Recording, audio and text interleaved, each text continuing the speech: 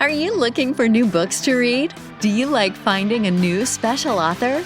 Are you tired of the same old books from the same old authors?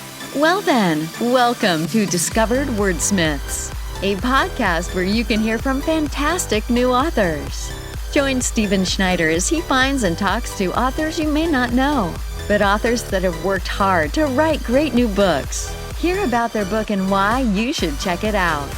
So sit back and listen to today's Discovered Wordsmith.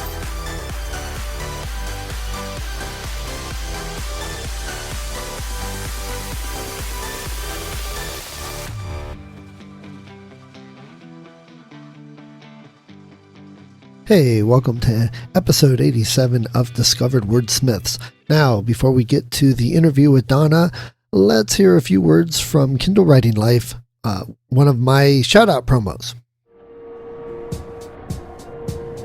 Hi, I'm Rachel. And I'm Joni. And we're from Kobo Writing Life, Kobo's free, fast, and easy self-publishing platform. KWL was built by authors for authors, and our team of dedicated book lovers is always working hard to help authors reach new readers around the world. With Kobo Writing Life, authors can now publish audiobooks and ebooks right in their KWL account. We don't ask for exclusivity, and you'll always control your pricing in up to 16 currencies. You can also create a pre-order for your audiobooks or ebooks with no date limitations. We have a lot of great opportunities for indie authors, including the option to include your books in our Kobo Plus subscription catalog in selected regions, as well as great promotional opportunities available in the Promotions tab right in your KWL dashboard. If you're a KWL author and you don't yet have access to the Promotions tab or the audiobook tab, email us at writinglife@kobo.com and we'll get you sorted. We're all about providing excellent support. Create your free account today at kobo.com/writinglife. If you want to learn more about Kobo Writing Life, check out our blog, podcast, and find us on socials. Okay, now let's get on to the interview with Donna. Donna has an interesting book that is about the 60s, surviving the 60s, which she did. And we had a really great talk about the time period and how things have changed. And it's important to have books like this that chronicle what really happened in various times. Things happening today. We'll get some good books in the future by people who lived through it. This is kind of an autobiography, and she talks about why she wrote it and some of the interesting things. We had a good discussion about Kent State, which is very close to me. And I just want to apologize up front. We had some internet problems that day and it dropped a couple times. I've spliced things together, but it seems we're missing part of the interview, the second half. So all we've got is the first half talking about her wonderful book. I apologize for this, and we'll have to have Donna on again sometime and talk more author stuff. I hope you'll sit back and enjoy this episode with Donna. Here she is. So Donna, welcome to Discovered Wordsmiths. How are you doing today? I'm doing pretty well, except for a bit of a cold, so excuse me if I cough or my voice breaks. Yeah, but the good news is you received it on vacation, so it's a trade-off, right? Exactly. Yeah, you can deal with a little cold to be able to get out in today's world. Yes, it was wonderful to be able to travel again. I think a lot of people are feeling that, even writers who are isolated and tend to like it that way. I think most of my friends that are writers are anxious to start getting out and about. Yep, I just went to a writer event in New Orleans, so that was a good time. Yeah, that's someplace I want to go. We'll have to talk. I'll give you a few hints. Anne Rice's house is down there. William Faulkner had a house down there. I visited those, so there's some good stuff. So that's great. Okay, so for everybody listening, tell us a little bit about you, where you live, what you like to do, things besides writing. Things besides writing. Let's see. Well, I live in the Pacific Northwest, a small town, only 10,000 people, about an hour and a half southwest of Portland, Oregon. Okay. And what I like to do, I have a lot of different interests. One's I'm an avid reader. So whenever I have time away from writing, I tend to read. And I also really enjoy photography, and I enjoy teaching at writers' workshops. Does that count as writing? Nice. No, that's great. What topics do you usually teach? I teach a variety. One of my favorites is flash fiction, because my novels tend to be long tomes. I write historical fiction now. And so finishing a story in 20 minutes and then making some editing changes and doing it in under 1,000 words is just nirvana for me. So I like to teach other writers how to do that. So it's kind of instant gratification. Yeah, that's cool. I like that. So you said you live in a small town, like 10,000 people. I still have you beat. We're like 2,200, but we have about 5,000 cows. So there you go. And what got you into writing? Why did you want to write, be a writer? A part of it is in my book, House of the Moon, that I was raised in the 60s and got completely into kind of the hippie freak drug culture and was failing at school. And a high school English teacher pulled me out of a dive. And yeah, I was driving stoned. Don't do that. That's a result of the 60s right there. Yeah. And gave me a love of literature and of writing. And so I went to college to become a high school English teacher. Did that, didn't last too long at it. It was tough times back in the early 70s for teachers. But I never lost my love of literature. And in the early 90s, I finagled my way into being a journalist. And I was that for about 16 years. Wow. And doing interviews. Before podcasts, we had to go out physically or on the telephone. Real interviews. Yeah. And with artists. And the more I interviewed artists and the creative process, I realized I wanted to do that myself. And so I picked writing back up and wrote my memoir, House of the Moon, Surviving the 60s, which tells a story of people that were marginalized and weren't listened to. And through that, I developed a love of telling other women's stories throughout history who were also marginalized and written out of history. And so one has led to another, to a 4-book deal, Magdalene Chronicles, which is going to come out in first book in April. And hopefully that will go on and on and on. So you write a little of both. You write some nonfiction and fiction. Exactly. And your nonfiction is kind of what I'm hearing more of, almost the new style, where it's a fictionalized presentation of the nonfiction. Seems like that's very popular now instead of a very dry tome. Would you agree? Would you say that's what yours is? Absolutely. Let's see. So it's not journalism. To me, memoir isn't journalism. It is a selected memory of a person. And so, of course, it's biased on the point of the writer because it's what we remember, which is why my book's written in vignettes. I say I remember the 60s in little tiny letters. I think that's pretty much universal, isn't it? I think so. So to me, when you're writing memoir, this is also another class I teach called Writing Real, Writing Raw. And it is to be as honest, as open, and as dynamic as you can be. So people who are reading it will feel what you felt, will know what you were going through. And it's not just the facts. It's not dragnet, just the facts. Right. It is, here are the facts, and this is how it impacted me. This is how it made me feel, and this is how it impacted other people. And it is more dramatic than journalism. Tell us a little bit more about what your memoir covers, the vignettes and all of that. And then you mentioned a new series you're going to be working on. Tell us a little bit about that too. Okay. Well, House of the Moon, Surviving the 60s, is about just a 4-year period from the time I was 14 until just a little after 18. In the mid to late 60s. It goes from about 65 to 71, actually, when I graduated high school. And I wanted to write it because people have a glamorized imagining of what the 60s were like. And, we have a lot of social reforms and a lot of legal reforms because of what we fought for in the 60s. So the 60s was a very violent, turbulent, divisive time in Right. history. If that sounds familiar. Yeah, Close because around we Conrad, yeah. mentioned Kent State, Yeah.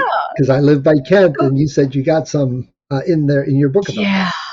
Yeah, Kid State was a sobering moment for people in the peace movement because we knew people were being killed in Vietnam. We never thought people would be killed here, just peacefully protesting. So it was a real wake up call, and it was mm, some of the most dramatic, one of the most dramatic things. Of course, the assassination of Martin Luther King and Bobby Kennedy had the same impact as Kent State. Um, but my book deals with it is a wild and crazy ride through what it was like to actually live in the 60s as just a kind of normal, average kid that got caught up in drugs, sex, and rock and roll. And the flip in the story is that my father was an undercover agent for the state of California with two teenage daughters in the 60s. And so that made for some tension and some unresolved issues. And on top of it, my sister, who was 4 years older than I was, her boyfriend dealt drugs to all the bands that came through LA. And when we're talking drugs, we're talking some pot, some psychedelics, some drugs, some acid, some Mhm. mushrooms, and that type of stuff. So he wasn't, a hardcore drug dealer. No cartels involved. And it's my interaction with both these people, such as Jimi Hendrix, Jim Morrison, Janis Joplin, Joni Mitchell, and how my life intersected with theirs, and then what it was like just to wake up in the trenches and be alive and be active in the 60s. So I feel it gives people an insider's look to what Yeah. the 60s were like. And you said you did some journalism. Do you think your journalism background helped you with writing the book, even if it was not so straight? Here's the facts. That training, did that help you prepare for writing something like that? Oh, absolutely. And I would say this for any writer. I mean, writing is an art and a craft. And until you tightly hone your craft, you don't have the liberty to express your art. And so in journalism, I mean, word count, the facts, making an interesting story just based on facts is the craft of writing. Being able to put a sentence together, being able to know a paragraph, starts with a lead and ends with a summary. And these types of things all go into the craft of writing. And that is whether you're writing a newspaper article or you're writing historical fiction or science fiction. You need to have your craft, and it's all the same. Right. Okay. And I think it's interesting too. I've interviewed two other ladies who have written memoirs that take place about the same time, growing up. One lady, they took a drive from Alaska down to Mexico in '65. Another lady was '60s growing up. So it seems like it's popular right now that it's a big thing. Memoirs from that time period. So I find it interesting that we're getting history, but not from our history books, but from the people who lived it. And I think that's exciting for youngsters. Well, it is, and reading any type of life stories from people who lived is dynamic because we don't know it otherwise. And to me, I find history very dry, usually. Right. And so that's why I went into writing historical fiction, because you can put emotion and tension and human interaction outside of the historical facts to Right. bring it to life. Very much so. And we talked a little bit about that. I think there's a changing trend I've heard from people that memoirs are becoming more, like you said, dynamic, not fictionalized, but written in a fiction narrative more so, because that's more interesting to people and it keeps them engaged. Well, and House of the Moon is written, actually, this was a conscious choice on my part. Dialogue isn't separated with quotation marks. And after the first page, everybody I've talked to, you get into it and it is more a flow of consciousness. It puts you right there. Because when you and I are speaking right now, there are no quotes around what we're saying. Right. And I found with a memoir that putting a quote around what somebody said separated it from the action and from the intensity of the moment. You just made a whole bunch of editors like get pains. Cringe. Yeah. And I will say my historical fiction is very classical in that quotes around everything. You probably wouldn't get an editor to touch it otherwise. Yeah. Getting sponsors and putting commercials in. We'll pause for this commercial break. Exactly. So I did one. I don't know if you have seen Mind Dog no. podcast, and it was a fun program. It went for like an hour and a half, and but he has sponsors, and it's a very interesting show. If you ever have time to watch podcasts, I'll have to go check it out. I know a lot of people listen to podcasts. Even though it's on YouTube or something, they put the video on and then just listen to it. So, all right. Well, we talked a little bit about your historical fiction. Tell us about those books, what they're called, or you haven't even written yet, what they're going to be called and what's they're about. Well, the first book is written, and it's called it's called The Last Magdalen, and the 4-book series is called The Magdalene Chronicles, and it is about the life and times of Mary Magedalene, first century Judea, and she's come down in history known as Mary Magdalene. Right. And I am taking an approach of kind of demythifying the beginnings of Christianity, saying that these people lived and experienced their environment. They were under the occupational yoke of Rome, and it was a revolutionary time. And so I've gone back to original sources in Egyptian. The Egyptians had a lot of interchange with especially Galilee, which we can appreciate going back to the 60s, that it says Galilee was the Berkeley of the first century Judea. Where all revolutions came from. They all wore flip-flops, didn't they? They did wear flip-flops. Was that Chris Christopherson? Jesus was a Capricorn. He ate organic food. Right. Everybody listen to Chris Christopherson. Jesus was a Capricorn. So it is, again, almost like my memoir. What was it like to be alive in first century Judea, to have your currency co-opted, to have a Roman patriarchal government come in and just slam down on all of your freedoms and all of your rights? And that there were, it culminated in 135 current era with the Bar Kokhba Revolution, where finally we had the diaspora and everybody was kicked out of Jerusalem. But it was ongoing probably from early in first century before current era. And it was a series of people claiming to be in the line of King David and that they were the rightful king of Israel and Judea.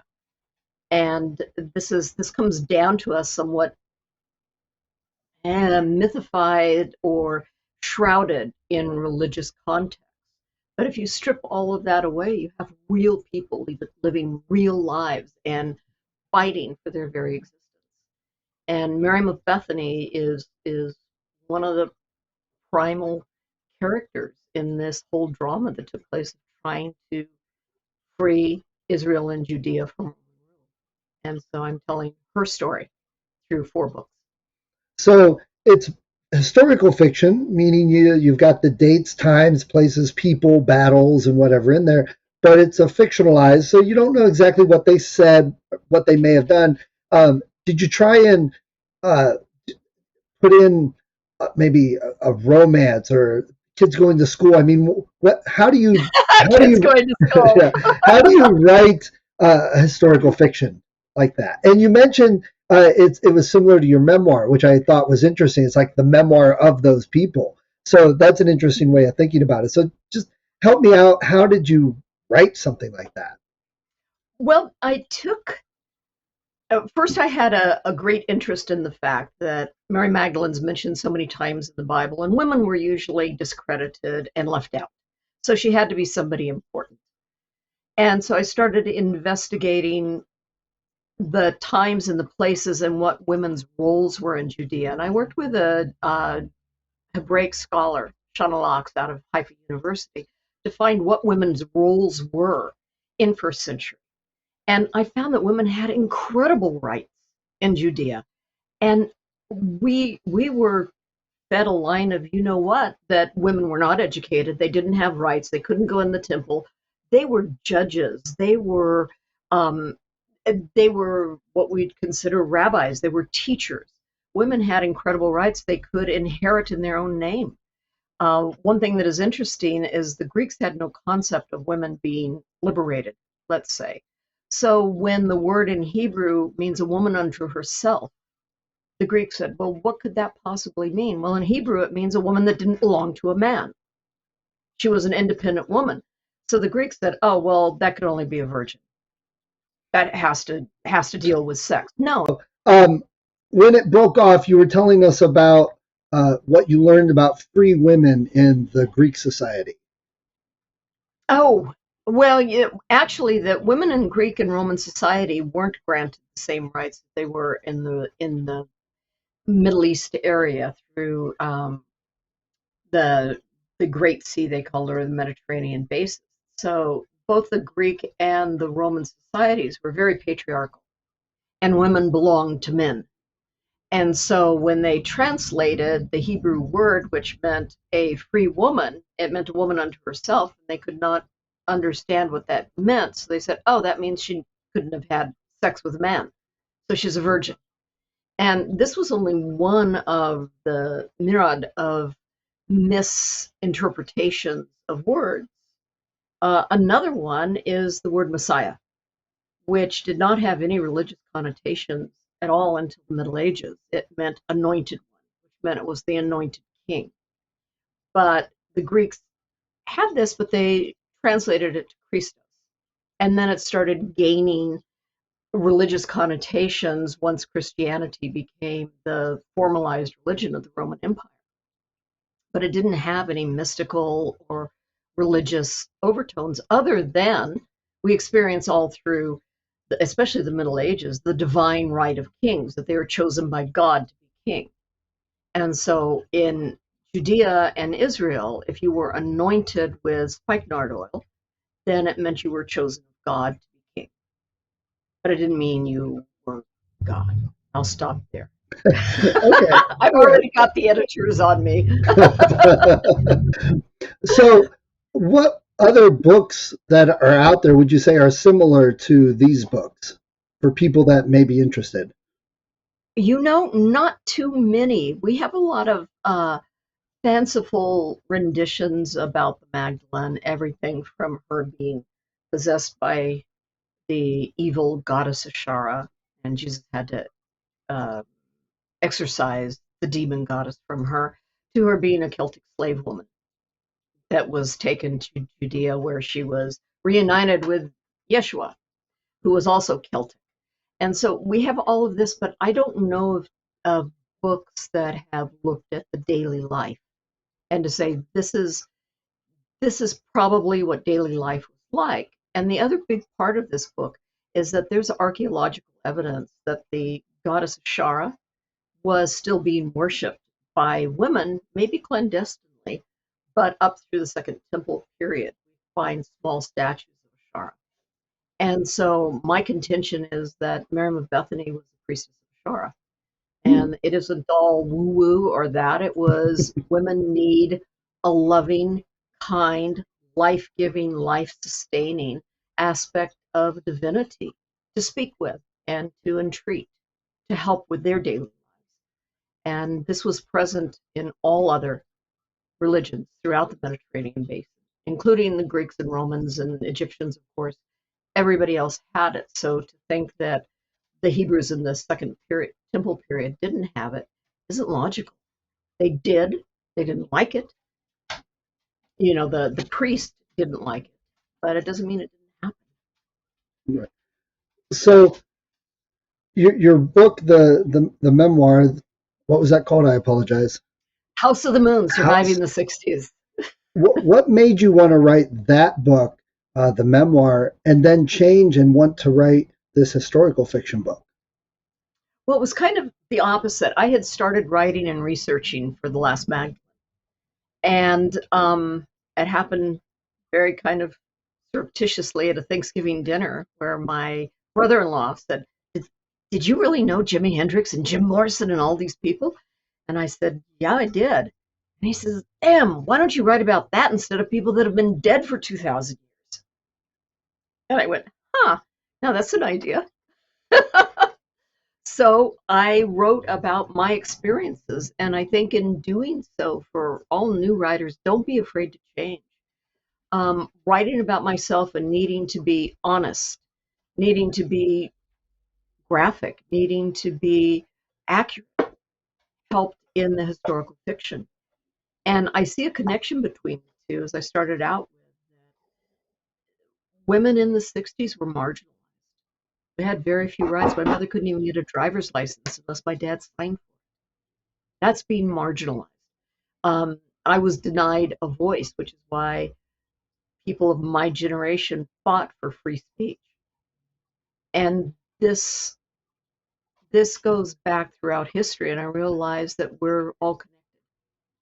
That, women today are still suffering a lot of the problems that Mary Magedalene was suffering in first century Judea. So let's give us a voice.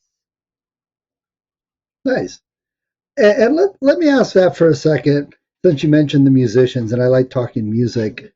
So all the people you met, were they like everybody thinks they were, moody or high strung or anything like that? Were they pretty much the same that their public persona showed us?